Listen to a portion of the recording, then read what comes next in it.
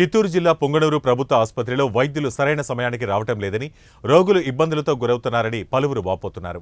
ఉదయం 10:30 గడిచినా కంటి వైద్యులు రాకపోవడంతో కంటి పరీక్షలు చేసుకోవడానికి వచ్చిన వారు పడిగాపులు కాస్తున్నారు.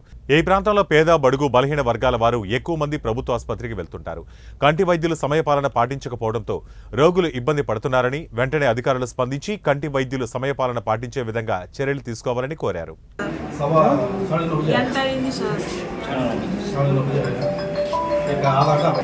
గవర్నమెంట్ హాస్పిటల్లో ఈ కళ్ళని చూపించుకుని వచ్చి కూర్చున్నాను.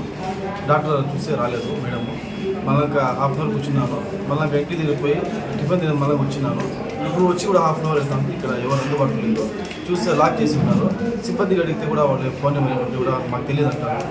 ఇట్లా చేస్తే పేషెంట్కి చాలా కష్టం అవుతుంది. కొంచెం ఏమన్నా సంపాదిస్తే బాగుంటుంది. టైం వచ్చి ఇప్పుడు 10:30 అవుతా ఉంది. వచ్చి కూడా ఇప్పుడు కూడా వచ్చి హాఫ్ అన్ అవర్ అయిపోయా. డాక్టర్ వచ్చి